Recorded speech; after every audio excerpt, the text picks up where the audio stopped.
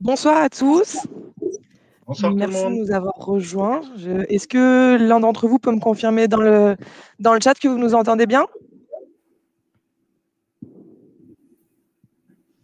Ok, top. Super. Bonsoir Jérôme. Bonsoir à tous ceux qui viennent de se connecter. On va attendre un petit peu comme d'habitude le temps que tout le monde nous rejoigne. Top, vous avez réussi à vous connecter sur cette nouvelle plateforme. Donc on attend que tout le monde arrive et c'est parti, hein.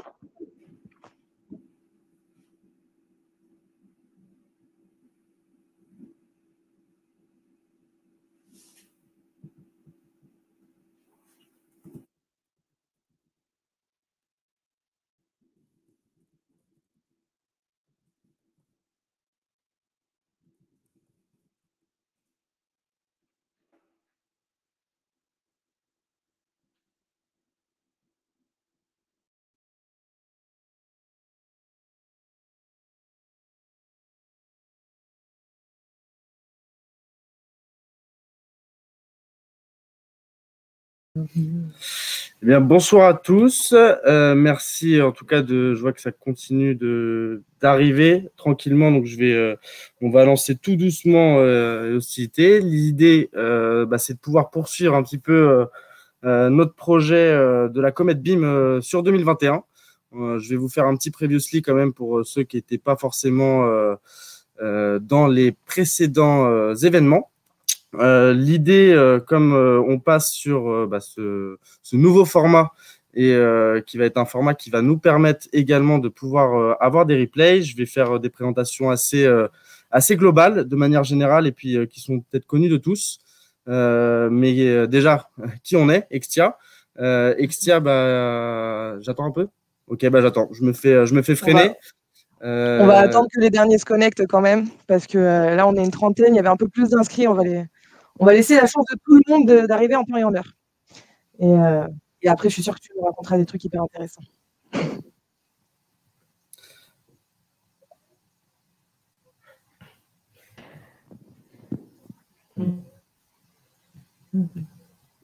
Et bon, comme Victor vous spoilait un peu. Effectivement, vous l'avez vu, c'est une nouvelle plateforme. Donc, c'est une plateforme qui s'appelle Livestorm. Donc, la communauté BIM teste cette plateforme ce soir. Comme il vous en a parlé, c'est une plateforme qui nous permet notamment d'avoir accès aux replays. Donc, j'ai l'honneur de vous annoncer que vous êtes les premiers à pouvoir bénéficier des replays. Donc, vous recevrez ce meet-up en replay dès qu'il sera terminé. Petit laïus simplement aussi pour vous dire, notamment pour les extiens et même pour les externes, n'hésitez pas à regarder bien la description du meet-up parce qu'il y a le lien d'inscription à chaque fois pour pouvoir obtenir un lien de connexion. Il y en a certains, un bon nombre que j'ai ajouté manuellement, mais n'hésitez pas à regarder pour la prochaine fois. Pour le bon déroulement de ce meet-up, je ne sais pas si vous avez vu, mais il y a un onglet questions. Je vous demanderai dans la mesure du possible de passer par cet onglet-là pour poser toutes les questions, pour éviter qu'elles se noient dans le chat et qu'on en oublie. Donc, n'hésitez pas à poser toutes vos questions là-dessus. Et vu que c'est un test, n'hésitez pas également, si vous le souhaitez, à nous donner votre avis sur cette nouvelle plateforme. Voilà. Victor, je te laisse la parole et je te laisse foncer. Allez, c'est parti. Et puis, de toute façon, les personnes qui sont un peu en retard et comme c'est jamais à mon habitude, ça m'étonne. Mais en soi, ils vont pouvoir reprendre le fil et le train en route. On va essayer, de toute façon, comme je vous disais, de prendre les points un par un et de faire je vais tâcher de faire des présentations assez génériques dans un premier temps. Donc déjà, qui on est, Extia, on est une société de conseil en ingénierie. Ça, je pense qu'il y en a pas mal qui le savent. Déjà, société de conseil en ingénierie, où on fait de l'assistance technique sous forme de prestations intellectuelles, mais également, on a nos pôles de compétences, aussi bien orientés sur l'aspect CFD, télécom ou autre, qui permet aussi de travailler sur du work package et avec nos clients un peu différemment et de proposer aussi des choses assez intéressantes à nos consultants. Hormis tous ces sujets assez classiques pour une ESN, Extia, à partir de 2014-2015, on a lancé nos propres communautés, nos comètes. Aujourd'hui, on est au sein de la Comet BIM, mais il n'y a pas que la Comet BIM qui existe. On a une quinzaine de communautés aujourd'hui qui vivent et qui se développent. Le principe des communautés, c'est des adeptes au sein d'une même technologie, d'un secteur d'activité ou même, on va dire, de lifestyle qui vont se retrouver tous les 2 mois, tous les 3 mois, tous les 4 mois en fonction des communautés pour parler de sujets d'actualité, de retour d'expérience, de sujets bien particuliers. Moi, bien évidemment, je vais vous parler de notre Comet BIM plus en détail parce que c'est une des dernières arrivées. On a commencé à lancer cette Comet BIM courant 2020 et ça a été une idée bien évidemment développée par ma part, mais également par l'ensemble du noyau dur de la communauté, que ça soit Mehdi, Adrien, Camille, Alexandre ici présent, mais également Cyprien et Chloé qui m'ont permis de border un petit peu tout ça et de développer petit à petit nos idées. On a commencé, on va dire, assez généraliste sur le BIM, c'est quoi? Le BIM pour tous. On voulait lancer un petit truc un peu le BIM pour les nuls parce que c'est quand même une nouvelle technologie. Moi, comme on est quand même Extia, une société de conseil très orientée côté IT, on va dire un peu plus que côté Indus, même si on se développe de plus en plus sur ces différentes parties. J'aime bien l'imager comme étant l'agilité dans l'industrie, car aujourd'hui, c'est un sujet de transition numérique au sein de l'industrie immobilière, de l'industrie du BTP, de l'industrie même ferroviaire, où l'idée, c'est de pouvoir non plus, comme on peut le faire de manière maintenant, on va dire, archaïque, travailler sur des plans, mais travailler sur une maquette en 3D qui nous permet de créer un premier prototype, que ce soit d'un bâtiment, que ce soit d'une gare, que ce soit d'un pont ou tout type d'ouvrage, et de pouvoir essayer en tout cas de gagner du temps sur la partie exécution et également sur la partie exploitation. Donc, on va y revenir très rapidement, mais le BIM, c'est déjà un acronyme qui veut dire Building Information Modeling. Alors, moi qui suis très fluent en anglais en plus, je vais vous donner la traduction exacte, qui est modélisation des informations.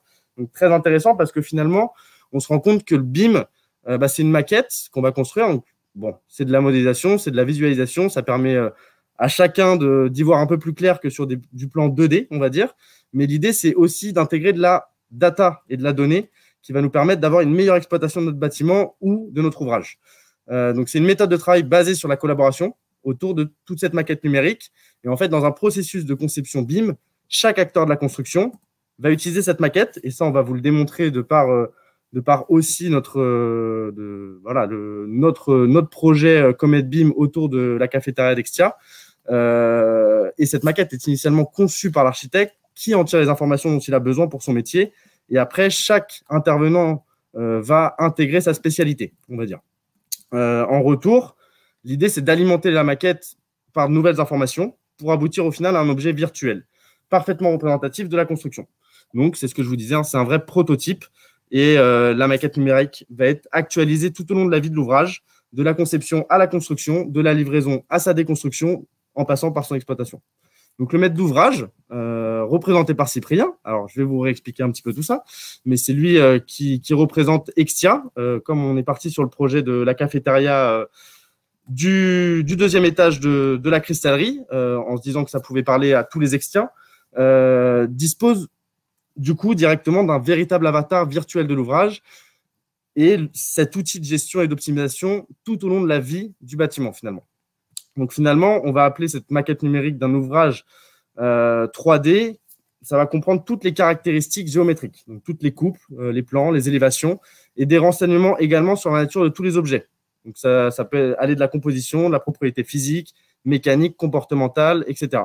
Donc, c'est une façon finalement révolutionnaire de décrire un projet de bâtiment dans son ensemble en concentrant l'ensemble de l'information technique de l'ouvrage. Par exemple, je vous donne un exemple concret d'une porte et je l'avais présenté lors de notre premier événement. Une porte qui est représentée battante ou coulissante. Elle est en aluminium avec un double vitrage qui peut être considéré comme un attribut. Elle s'ouvre, c'est un comportement. Donc, tout ça, c'est des choses qu'on peut intégrer directement au sein de la maquette. Et plus on va avoir de données, plus on va faire vivre cette maquette, comme tout type d'outils finalement. Donc derrière, après avoir expliqué un petit peu lors d'un premier événement qu'est-ce qu'était le BIM, on a voulu l'intégrer à un projet. Dans un premier temps, sous forme d'un deuxième événement pour expliquer un petit peu les différents intervenants, les avantages et inconvénients de chaque intervenant, etc. Et également comment s'illustrer un petit peu leurs actions autour de cette maquette. Et derrière, à partir de début de l'année 2021, on a décidé de partir sur notre projet à nous, notre projet du BIM qui s'invite à la cafette. C'est comme ça qu'on avait en tout cas donner le titre de notre premier événement, le 4 mars dernier, qui s'est déroulé il y a 2 mois, quasiment pile poil, où l'idée, c'était de vous proposer ce projet de modélisation de la cafétéria Dextia des locaux de Sèvres en BIM. Et l'idée, pour vous remettre un petit peu l'ensemble des rôles, on avait un représentant Dextia, donc maîtrise d'ouvrage, le client, qui était représenté par Cyprien, un AMOA, un assistant maîtrise d'ouvrage, donc qui est mandaté par Cyprien, donc par le client, et vous allez voir que tous les intervenants sont mandatés par le client finalement, un assistant maîtrise d'ouvrage qui accompagne le client dans cette démarche BIM, un architecte qui était interprété par moi-même, qui était un petit peu le mécontent de l'histoire parce qu'il fallait qu'il se forme sur les nouveaux logiciels, il fallait qu'il forme ses équipes, il fallait qu'il paye des nouveaux logiciels en plus, donc il fallait qu'il investisse dans cette nouvelle technologie. Un représentant de l'entreprise de construction qui allait être mandaté pour les travaux, qui était réalisé par Jean-Michel Marciard. Et tout l'intérêt de cet échange et de cette table ronde lors de ce premier événement, c'était de démontrer l'utilité du BIM pour ce projet, mais également pour l'ensemble des projets qui pouvaient être réalisés par cette nouvelle manière de faire. Donc, dans un premier temps, le client il a exposé son projet, ses envies, ses contraintes, suivi de l'assistant maîtrise d'ouvrage qui a proposé de mettre en place le projet BIM, la convention, on va y revenir par la suite. Et ensuite, chaque participant de la réunion a exposé son point de vue et ses arguments. Et comme je vous l'ai expliqué, hein, l'architecte était plutôt dans le « c'est trop cher » et l'entreprise de construction, c'est révolutionnaire parce que typiquement, au sein d'une maquette, on peut appliquer et intégrer du phasage travaux qui permet d'être beaucoup plus rapide et d'anticiper le moindre souci lors de la phase exécution. Ensuite, Adrien et Jean-Michel, ils ont pris le temps d'expliquer tous les avantages du BIM. Et le BIM, forcément, alloue un gain d'argent, notamment lors de l'étape de phasage travaux, mais également d'exploitation. Donc, le grand gagnant, finalement, de cette partie, en fait, de cette technologie BIM, c'est bien évidemment le client, et de toute façon, c'est lui qui donne le rythme, entre guillemets, sur le fait de partir sur un projet BIM ou non. Mais le grand perdant en termes de temps de conception et puis, je vous dis, d'investissement sur de nouvelles technologies, c'est l'architecte. Mais de toute façon, le monde de la construction est un monde vivant comme finalement tous les secteurs d'activité. On a connu également une grande transition numérique quand les architectes sont passés de la table à dessin à AutoCAD 2D. Aujourd'hui, AutoCAD est une référence, demain, Revit le sera. Voilà, tout simplement. Donc maintenant, après vous avoir fait ce grand previously, l'idée c'est de vous introduire un petit peu l'événement de ce jour, Maquette Tac à Fête. L'idée c'est de vous présenter la maquette qu'on a pu réaliser suite à cette étude de faisabilité et suite à la conclusion qui était de « OK, on est parti ». Bien évidemment, comme je vous l'ai réexpliqué juste avant, pour l'architecte, donc moi-même, c'est un gain au final, même si dans un premier temps et sur les premiers projets, on perd de l'argent ou on n'en gagne pas.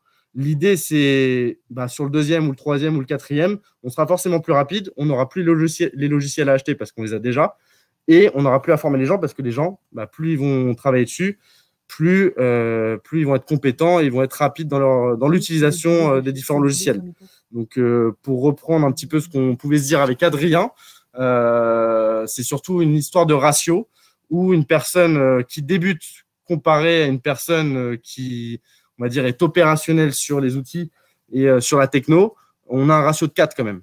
Donc, une personne qui est bien opérationnelle va mettre 4 fois moins de temps qu'une personne qui débute et qui va devoir être amenée à rechercher les différentes informations parce qu'on est encore une fois sur une nouvelle technologie, sur une nouvelle manière de travailler et ça prend du temps, c'est comme tout type de changement, la transition et le changement c'est maintenant. Maintenant je laisse la main à Adrien pour présenter un petit peu sa partie en tant qu'assistant maîtrise d'ouvrage et surtout la présentation de sa convention BIM qu'il a pu construire vis-à-vis des différentes contraintes et vis-à-vis des différents points que le client Cyprien avait pu lui indiquer vis-à-vis de son projet.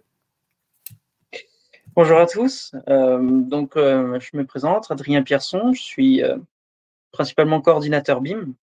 Et pour ce projet, je représente l'AMO BIM. Donc, pour faire court, je travaille pour Cyprien, qui est donc le client qui cherche à faire représenter la cafétéria en 3D pour pouvoir exploiter sa cafétéria, faire varier les aménagements, pouvoir planifier les changements de luminaires, par exemple, sur le long terme, faire des nomenclatures pour identifier la quantité d'éclairage qu'il a, etc., etc. Et donc, on a fait en sorte de modéliser ce projet sous Revit, mais pour nous organiser, étant donné que nous n'avions pas de possibilité de travailler sur une seule et même maquette en temps réel, on a créé une convention BIM pour pouvoir faire en sorte de travailler tous ensemble en même temps. Donc, cette convention BIM, je vais vous la présenter tout de suite. Hop. Hop, voici la convention qu'on s'est faite. Elle récapitule tous les éléments qui nous permettent de travailler en collaboratif. Donc déjà, pour commencer, comment fonctionne le BIM, qu'est-ce que c'est? Ça précise son fonctionnement, comment ça a été créé, quels sont les cas d'usage qu'on peut retenir, les niveaux de détail qu'on peut retrouver, la façon dont on va échanger notre maquette et comment on va gérer nos livrables. Donc là, on a quelques références qui nous indiquent par quel biais on a utilisé nos informations pour pouvoir rédiger cette convention. Ça récapitule l'organigramme, entre guillemets, donc le fonctionnement en interne, et surtout comment on va collaborer. Donc, quelle est la version de Revit que nous allons utiliser? Pour le coup, nous utilisons Revit 2019.2. On a l'un de nos modeleurs, donc Alexandre Gavarini, qui lui travaille sur la version 2018. Donc, on a fonctionné un peu différemment avec lui en utilisant les IFC. Donc, c'est un format de fichier international qui nous permet d'échanger des informations et des représentations graphiques en 3D de façon optimale sur n'importe quel logiciel 3D. Malheureusement, on perd régulièrement des informations bien spécifiques liées aux exports entre un logiciel 3D et l'IFC. C'est après une question de paramétrage. Alors, sans plus attendre, je vais vous présenter maintenant notre maquette. Donc, la voici. Là, on a une représentation architecturale avec principalement l'aménagement. Mais si vous voulez tout voir, la voici. Donc, on a la représentation presque fidèle de l'architecture extérieure du bâtiment, juste ici. Ça, je laisserai nos modeleurs vous détailler plus en amont comment on l'a fait. Mais notre convention, donc, on s'en est servi dans un premier temps pour géoréférencer notre maquette, de façon à ce qu'on puisse partager en fait les coordonnées. Et lorsqu'on va insérer les maquettes des autres modeleurs sur la nôtre, tout s'accorde en même temps et sur le même emplacement. Donc, on n'a pas besoin de faire du recalage comme on pouvait le faire auparavant sur un partage via AutoCAD par moment. Alexandre, je vais te laisser, Camille, je vais te laisser continuer, puis je ferai en sorte de compléter quand je pourrai. Hop. Bonsoir, donc moi c'est Camille. Là, je vous partage mon écran, donc la maquette qu'on a fini par réaliser. Ma partie était principalement ma partie GC de la cafette. Donc, pour pouvoir commencer à la réaliser, je suis partie des plans 2D de l'archi. Donc, l'AutoCAD qui nous a envoyé. Donc, ça veut dire que je l'ai inséré dans Revit et géoréférencé. Comme ça, j'ai pu modéliser à partir de l'AutoCAD. J'ai commencé par réaliser les sols. Donc, j'ai fait principalement 3 sols, car on avait 3 types de revêtements différents. Un avec la partie qui est en lino, un autre avec la partie en parquet, qui est la plus grosse partie, et une toute petite partie qui était hors zone, histoire que ça passe pas un trou. Ainsi, ensuite, j'ai continué avec les murs extérieurs. Donc, pour ça, j'ai principalement utilisé des murs standards Revit, sauf pour cette partie-ci où j'ai utilisé des murs rideaux. afin de pouvoir plus facilement et de manière plus réaliste faire toute la rangée de fenêtres qui sont accolées. Donc après, une fois que j'ai fait les murs extérieurs, j'ai pu insérer mes fenêtres assez simplement. Donc, ce qui fait que maintenant, je me retrouvais avec le sol et tout le contour extérieur. Il ne me restait plus qu'à m'attaquer à la partie intérieure, donc c'est-à-dire les cloisons. Donc pareil pour les cloisons et les portes, c'était des cloisons type vraiment de murs vraiment assez standard, sauf pour les box vitrées où là j'ai également utilisé des murs rideaux, l'histoire de pouvoir faire la partie vitrée avec les meneaux beaucoup plus simplement. Une fois que j'ai réalisé tout ça, je me suis occupée des poteaux, des 6 poteaux porteurs qu'il y avait à l'intérieur et du plafond. Donc là que j'ai mis en transparence histoire qu'on puisse voir à l'intérieur. J'ai également réalisé les soffites pour que mon collègue de MEP Mehdi puisse installer tout son équipement CVC. Et ainsi, après, Alexandre a pu récupérer toute cette partie génie civil structurelle de la maquette pour pouvoir, lui, disposer tout son aménagement. Et je vais d'ailleurs le laisser vous expliquer comment il a effectué toute cette installation. Alors, comme Adrien vous l'a expliqué au début, moi je suis sous Revit 2018, donc c'est lui qui va directement partager la maquette pour que je puisse vous expliquer. Donc, à la demande du client, comme l'a précisé Victor, suite à une extension des chiffres d'affaires, etc., on avait besoin de nouveaux bureaux et aussi d'un espace plus convivial pour accueillir des personnes.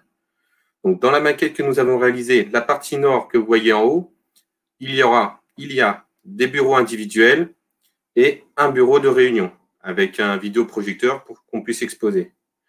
La partie centrale concerne plus la cafétéria où les gens peuvent manger, se restaurer, se détendre. Et la partie au sud, autant pour moi, concerne une table de ping-pong et aussi des jeux pour se divertir et s'amuser, ainsi qu'une grande table où soit pour des réunions avec énormément de monde, soit pour manger tous ensemble. La particularité de Revit, c'est qu'en utilisant le jeu de variantes, suite au problème de 2018, je n'ai pas pu effectuer, vous avez la possibilité de contrôler et d'essayer plusieurs systèmes. Donc, vous pouvez faire soit un système basé que sur le coworking, uniquement, un aménagement basé que sur la convivialité, si on retire les bureaux et on met des trucs plus conviviaux, soit simplement pour faire tout en bureau. Tous ces systèmes-là permettent pas de superposer, mais de voir toutes les différentes possibilités qu'il y a d'aménagement dans ces locaux. Et aussi de voir toutes les interfaces avec les autres corps d'État. Donc, comme vous voyez dans la maquette de David dessus, on voit comment sont disposés chaque meuble, chaque aménagement, chaque bureau, chaque lieu de vie. Donc, et voir ce que ça donne justement au futur pour voir si c'est le meilleur aménagement aussi, ou s'il faut refaire ou trouver de nouvelles idées. Vous pouvez jouer aussi avec le jeu des couleurs et les images réalistes pour voir ce que ça donnera au futur et voir si le client sera satisfait de cette demande ou si nous devons continuer nos recherches pour trouver un meilleur système. Donc, voilà pour ma partie. Donc, je vais laisser Adrien vous présenter les photos réalistes qu'il a prises pour vous montrer ce que ça donnera dans le futur, cet aménagement. Je vais d'abord donner la main à Mehdi pour continuer. Je vais laisser, effectivement, Mehdi va vous expliquer la partie CVC. Alors, bonjour, alors moi c'est Mehdi Meslem, je suis modeleur BIM en CVC. Donc, alors, pour commencer, en fait, ce que j'ai fait, c'est déjà j'ai étudié la charte BIM que mon collègue Adrien a fait. Donc, l'intérêt de cette convention BIM pour les modeleurs, ça a été déjà, dans un premier temps, de savoir où récupérer les éléments et où les déposer. pour pouvoir travailler en harmonie chacun les uns avec les autres. Dans un second temps, ça va être aussi le nommage des maquettes. Donc, savoir quel nom donner à notre maquette pour avoir une architecture et une meilleure visibilité de celle-ci. Au sein du fichier, on utilisait la partie Google Drive pour travailler. Donc, avoir déjà savoir qui a fait quoi dans ce serveur, dans ce Google Drive. Et ensuite, on a une arborescence dans les projets, donc comme on peut voir ici. Donc, ça va vous permettre aussi de gérer toute l'arborescence pour pouvoir travailler correctement. Ça, c'est vraiment la partie Convention BIM à étudier avant tout travail. Ensuite, moi, mon rôle a été de récupérer donc la maquette de mes collègues au niveau du génie civil et de l'architecture pour savoir placer les éléments de chauffage et de ventilation. Donc, c'est-à-dire la pose de radiateurs, des éviers et de tout ce qui était ventilation mécanique qu'on va retrouver dans le SOFIT, qui a été étudié là, dans ce contexte ici, pour une évacuation des odeurs et une amenée d'air pour faire une bonne aération dans la salle. Donc, alors, mon rôle à moi a été de venir dans la gaine technique qui est située ici. Dans cette partie-ci, on va avoir une arrivée en eau chaude et en eau froide et une évacuation. Donc, mon arrivée en eau chaude et eau froide, je suis venu dessus pour venir aller poser une alimentation. Donc ça s'appelle une nourrice, qui permet d'avoir une arrivée en eau chaude pour pouvoir avoir plusieurs sorties. Ça m'a permis de créer en fait un système de monotubes parallèles pour les radiateurs.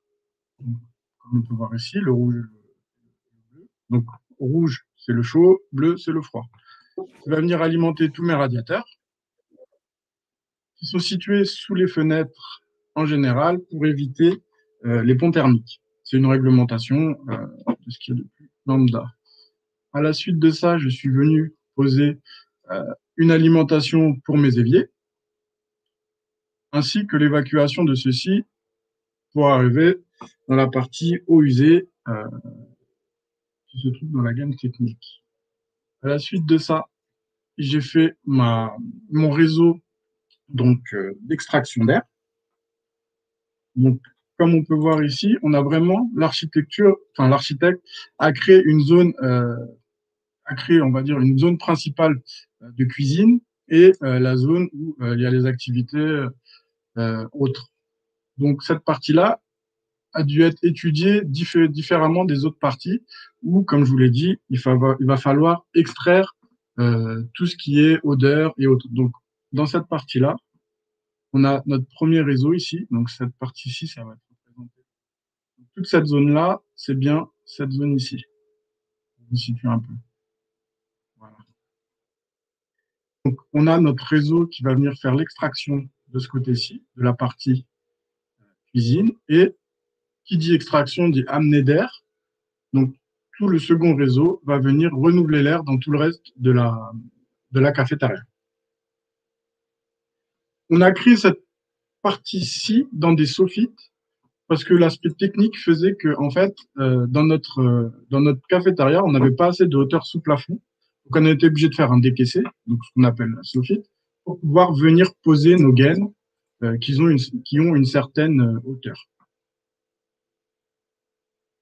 À la suite de ça, il y a eu aussi la partie électricité au niveau de tout ce qui est luminaire. Donc, ce sont des luminaires 4 tubes rectangulaires qu'on peut retrouver un peu partout dans la pièce pour avoir une bonne luminosité dans la pièce, ainsi que des spots au niveau de la cuisine. Donc, ceux-là ont été posés à titre plutôt esthétique, ainsi que dans la partie,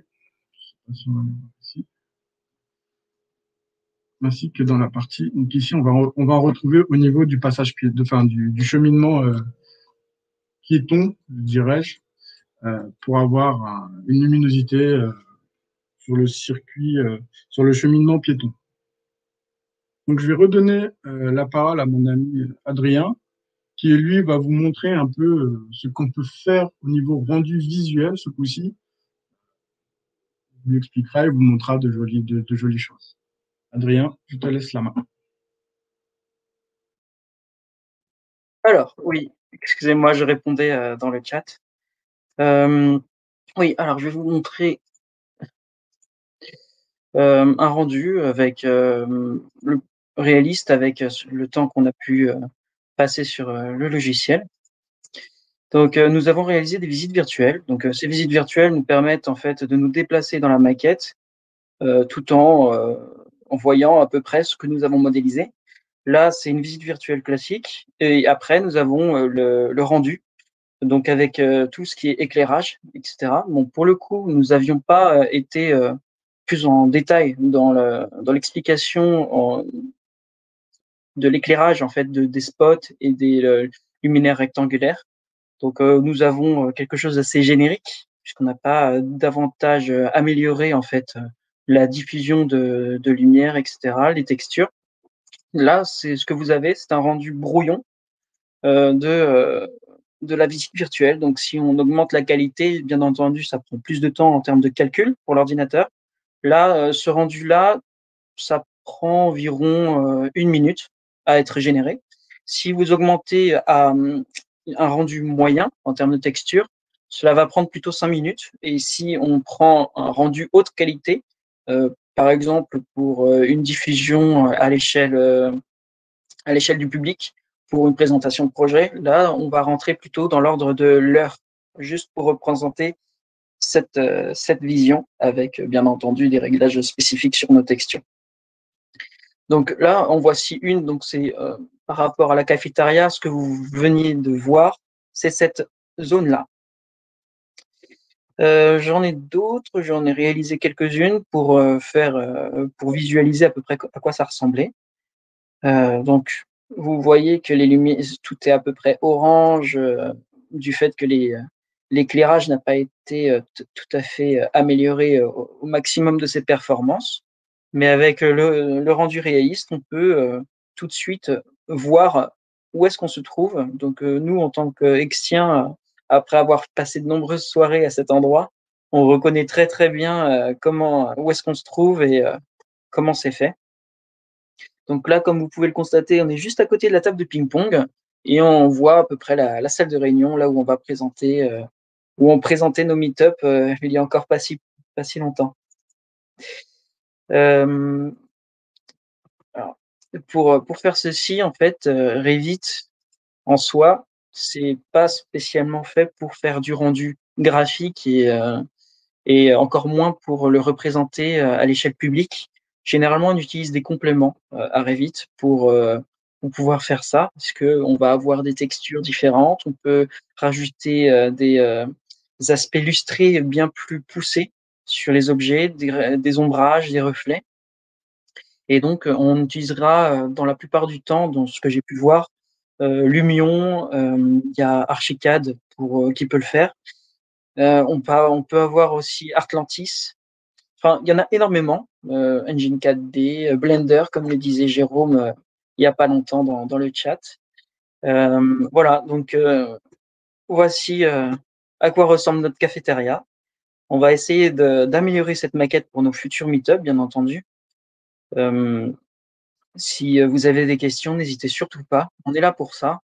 On s'est bien amusé à faire cette maquette parce qu'on peut faire beaucoup de choses. Et une chose que je vous ai pas encore montré,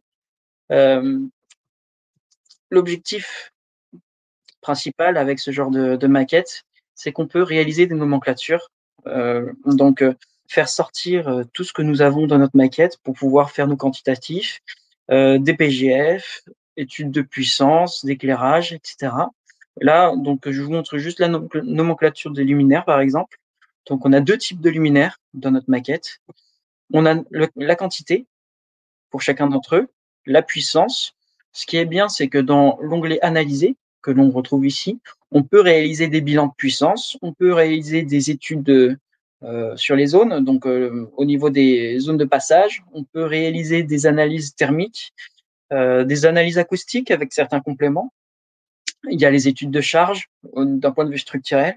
Et toutes ces fonctionnalités, on ne les retrouve pas forcément dans tous les logiciels.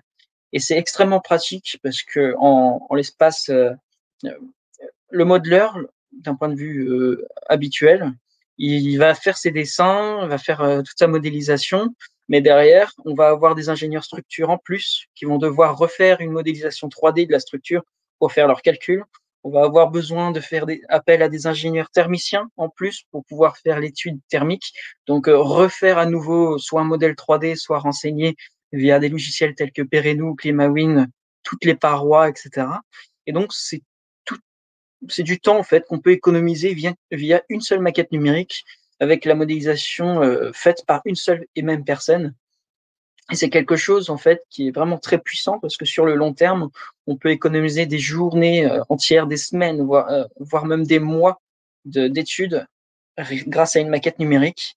Et c'est là où est la puissance en fait du BIM, c'est que vous pouvez avec un seul fichier réunir un DOE complet, des dizaines de classeurs qu'on va planquer dans nos armoires qui vont s'abîmer avec le temps.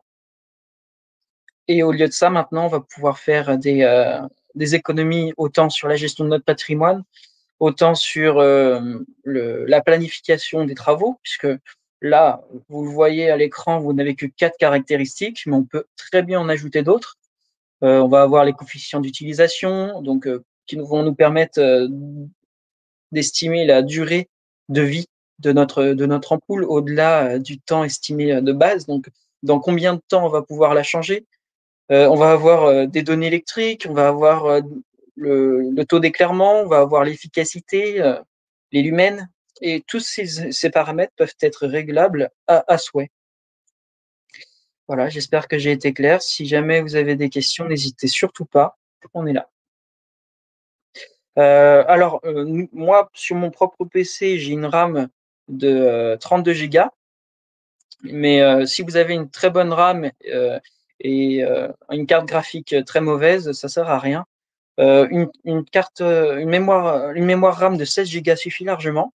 Il faut seulement avoir une bonne carte graphique et surtout un processeur assez rapide, puisque c'est le processeur qui fait toute la différence. Si vous avez un processeur très lent et une très bonne carte graphique et une très bonne RAM, ça mettra beaucoup de temps à générer des présentations que vous souhaitez faire.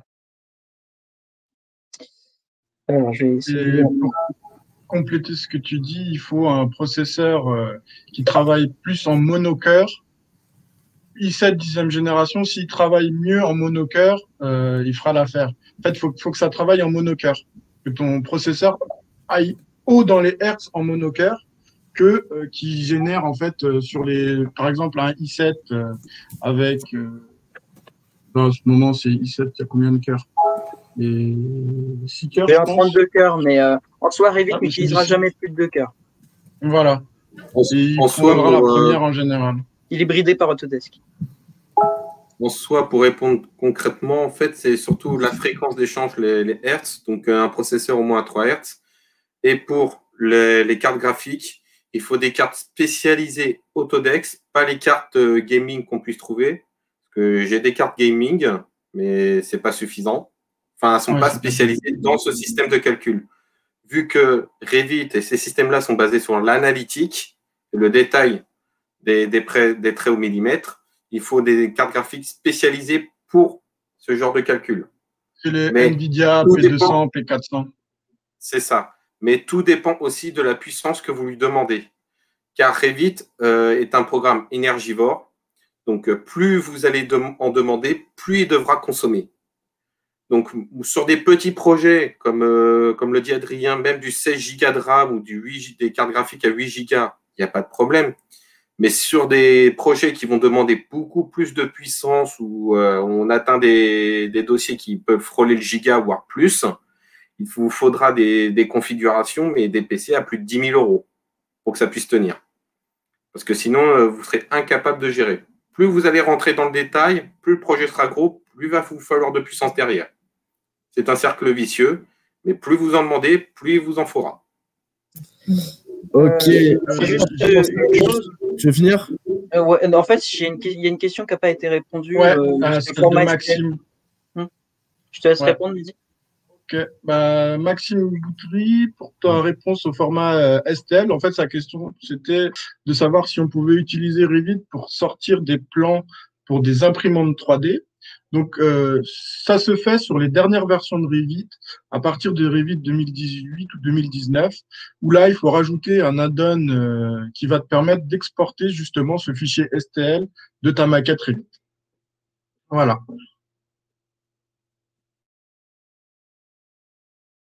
Mais il ne faut pas oublier que quand tu conçois une maquette Revit, si tu la sors sur le format STL, effectivement, il ne faut pas demander aussi des trucs impossibles à réaliser. Parce que Après, là, c'est des tests. si on devait sortir la maquette telle quelle comme ça, je ne sais pas si l'imprimante 3D en serait capable. Je connais pas les imprimantes 3D, donc ça, c'est pas mon. Je sais qu'on peut sortir un fichier STL. Ça s'arrête là dans l'histoire. Et du coup, juste pour reprendre un petit peu la partie question, il y en a pas mal qui ont été répondues déjà, mais vis-à-vis de Katia qui a posé enfin là, il n'y a pas longtemps, est-ce que le logiciel est accessible sur le net, donc gratuitement, ou il faut une licence? Effectivement, donc Camille a répondu qu'il fallait une licence Autodesk pour l'utilisation de Revit du coup. Est-ce que vous pouvez répondre potentiellement sur les autres logiciels qu'il pourrait y avoir, cette partie un peu interopérabilité entre chaque logiciel et du coup l'intérêt un peu de communiquer entre chaque logiciel, c'est un peu l'interopérabilité, de pouvoir communiquer entre chaque logiciel pour pouvoir avoir cet aspect collaboration du BIM. Je ne sais pas qui veut prendre la main sur ça, l'équipe. Du coup, ok. Excusez-moi, j'étais concentré sur la maquette, j'ai pas tout écouté. Non, je te demandais juste parce que Katia a posé la question sur le logiciel et le fait que le logiciel soit accessible, enfin le logiciel en tout cas qu'on a utilisé soit accessible sur le net et de manière gratuite, ou est-ce qu'il fallait une licence? Donc Revit, c'est quand même quelque chose d'à part. En fait, pour tous les logiciels Autodesk, vous avez des versions étudiantes que vous pouvez télécharger. Donc, bon, généralement, ils vont vous demander de renseigner l'école, etc. Mais vous pouvez mettre l'école que vous voulez. En fait, ils vont pas aller chercher plus loin. C'est juste que si vous utilisez cette version-là pour des projets professionnels, vous risquez donc d'avoir des amendes, premièrement. Et deuxièmement, en fait, tout le monde le saura puisque vous allez avoir des données qui seront directement intégrées dans vos plans, dans vos maquettes, qui indiquent que c'est une version étudiante que vous utilisez. Donc, la version étudiante va vous permettre de vous exercer, d'apprendre, mais pas de faire plus de choses. Et ce que je demandais moi derrière aussi par rapport à ça, hormis la question de Katia, c'était aussi le fait que effectivement, et je pense que Jérôme nous l'a également intégré, le fait que c'est quelque chose qu'on peut faire via d'autres logiciels, de la modélisation 3D. Autodesk aujourd'hui, c'est quand même un éditeur de logiciels qu'on connaît bien. Hein, on retrouve AutoCAD, on va retrouver du Revit aujourd'hui. Cette partie 2D, 3D, il y a beaucoup d'autres éditeurs de logiciels qui peuvent proposer cette modélisation 3D. L'idée, c'est pas de savoir pourquoi Revit, parce que Revit, c'est un peu le plus populaire. Hein. De manière générale, c'est pour ça qu'on l'a utilisé. Mais d'expliquer un petit peu l'interopérabilité qu'on peut avoir entre chacun de ces logiciels. Du coup, l'utilisation de ce qu'on va appeler les IFC en termes de données. Et également pouvoir indiquer que cette interopérabilité entre les logiciels permet d'avoir l'aspect collaboratif qu'on recherche dans le BIM. Donc, c'était plus aussi ça, la continuité de la question, Adrien. Ok. Sur les versions, je vais retourner. Sur les versions étudiantes, en fait, vous avez absolument toutes les mêmes fonctionnalités qu'on peut le retrouver dans la version professionnelle. Donc, tous les formats de collaboration, les sous-projets, enfin, voilà. Nous, quand on va collaborer, en fait, quand on a collaboré sur notre maquette, on a utilisé plusieurs choses.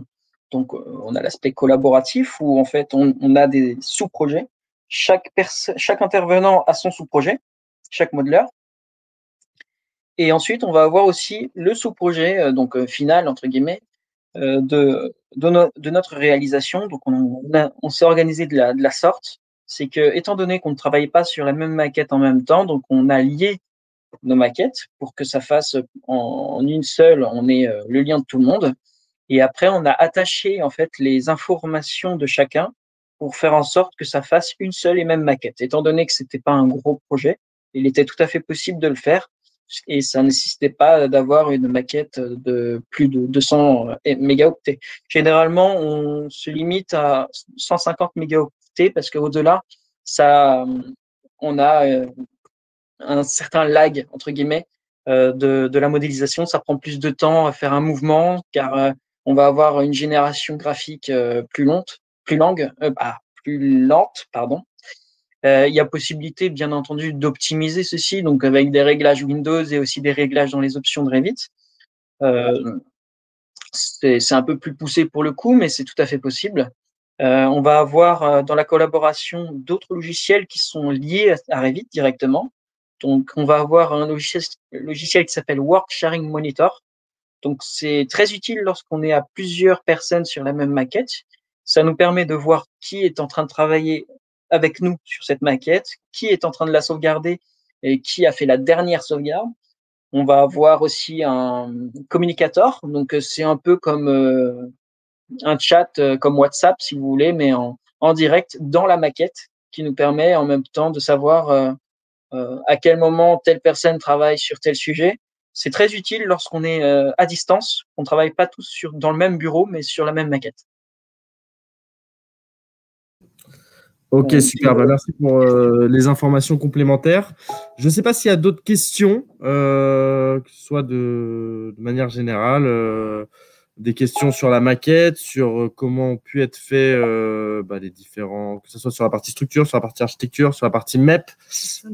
S'il y a des choses que vous vouliez voir ou d'avoir plus d'informations sur comment ça a été conçu et comment les différents acteurs de la modélisation de cette maquette ont pu réaliser un petit peu tout ça. Est-ce que vous avez des questions, d'autres questions?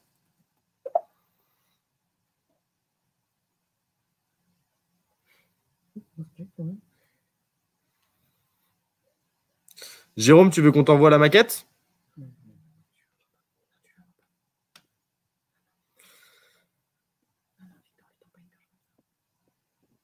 Et hormis ça, moi, j'attends voir s'il y a d'autres questions, mais je voulais également vous indiquer, et ça, c'est aussi pour les mettre en valeur parce que, ils méritent, et puis ils ont également très bien présenté leur maquette, et hormis la maquette, toute la convention qui a pu être réalisée également par Adrien. Ils ont fait un très, très beau travail. Je vous rappelle que Camille, Alexandre, Adrien et Mehdi sont en mission, donc ils ont fait ça sur leur temps off. Ça fait un mois enfin 2 mois vis-à-vis du dernier événement. On savait qu'on allait modéliser ça. On a juste récupéré du plan 2D, du plan commercial. Donc, ce n'était même pas des plans DWG. À peine. Et en soi, on a conçu quand même ils ont conçu toute une maquette. Et si on prend vraiment en cumulé, en tout cas de ce qu'ils m'ont dit, et je ne pense pas qu'ils me mentent, ils ne m'ont jamais menti, ils sont à 3 jours et demi de prod. 3 jours et demi de prod en cumulé. Donc, c'est bon. Après, c'est des personnes qui sont opérationnelles et aujourd'hui qui ne sont pas du tout débutantes sur le projet. Vous voyez ce qu'ils ont pu faire en 3 jours et demi. Je vous laisse imaginer ce qu'ils sont capables de faire en 1 mois ou en 2 mois. Donc honnêtement, on a aujourd'hui une super équipe. On va aussi aller encore plus loin et plus en détail sur la suite de ce projet BIM et sur la maquette. Moi, je vous invite à continuer à nous suivre et à continuer à venir à ces différents événements. Le prochain aura lieu et on vous communiquera suffisamment tôt la com. Mais l'idée, c'est d'aller toujours un peu plus loin, de pouvoir aller plus dans le détail. On espère en physique, et je croise les doigts, pouvoir tous participer au BIM World qui va avoir lieu fin juin et de pouvoir vous faire également un communiqué et un événement par rapport à cet énorme événement autour du BIM qui a lieu principalement à Porte de Versailles. Bon, l'année dernière, du coup, on était plutôt sur de la visio que sur du physique, mais on verra et on croise les doigts pour cette année. Mais en tout cas, moi, je vous remercie à tous. S'il n'y a pas plus de questions, d'avoir pu participer à cet événement. J'espère que ça vous a plu.